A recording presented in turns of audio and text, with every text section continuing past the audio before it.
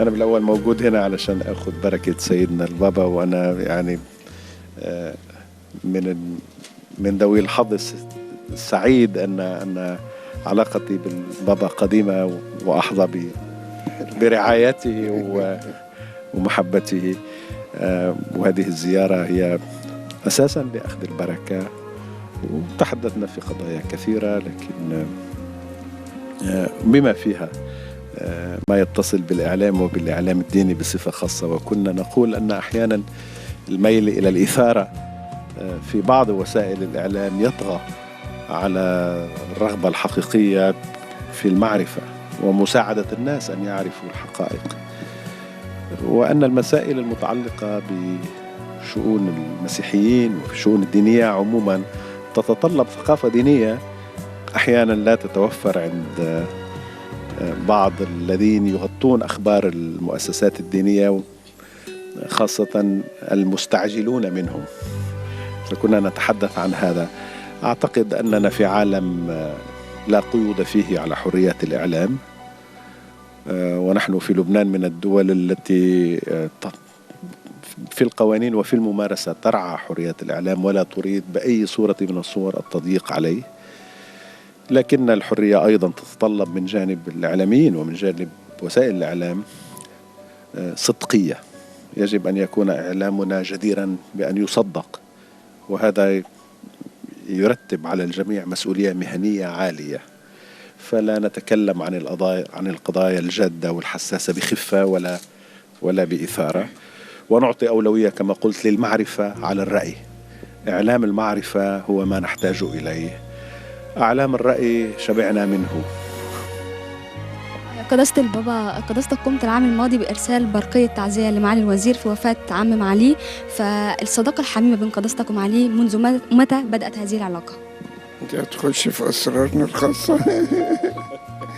يعني لما أقول أكتر من 15 سنة أو 20 أبقى صادق. نعرف بعض من زمان يعني، ومعرفة قوية وحميمة، وبرضه مبنية على الحق والصدق. زرت لبنان مرات عديدة جدا إلى أن اضطربت بعض الأمور يعني السياسية وحتى وسائل النقل.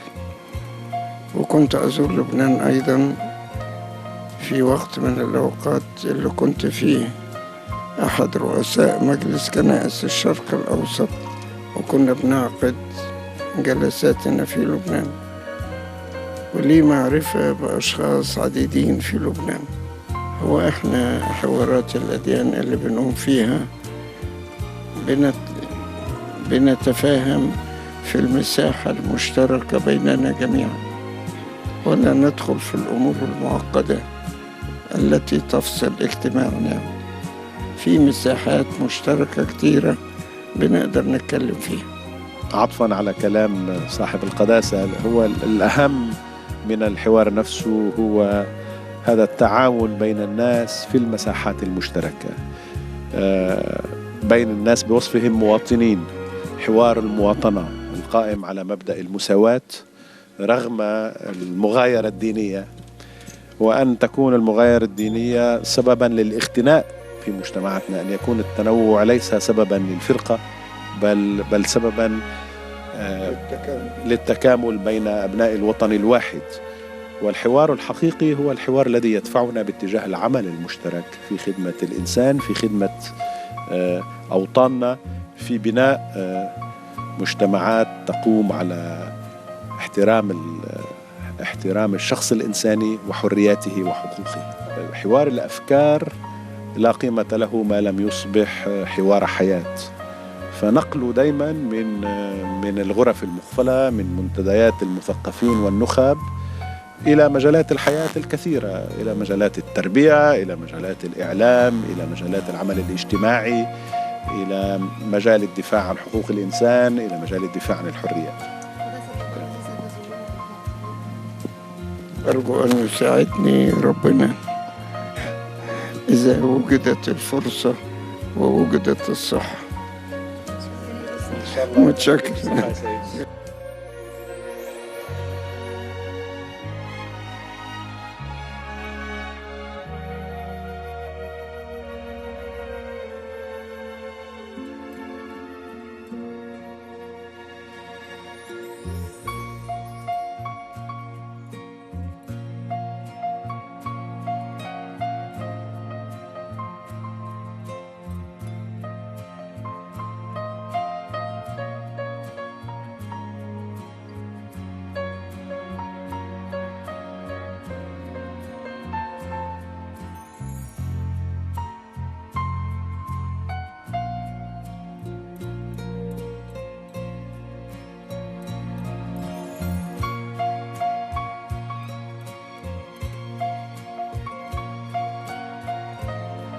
نظرا لاهتمام كل وسائل الإعلام من مختلف دول العالم بكنيستنا القبطية الأرثوذكسية، جاءت زيارة معالي الوزير طارق متري وزير الإعلام اللبناني لصاحب الغبطة قداسة البابا شنودة الثالث بابا الإسكندرية وبطريرك الكرازة المرقوسية.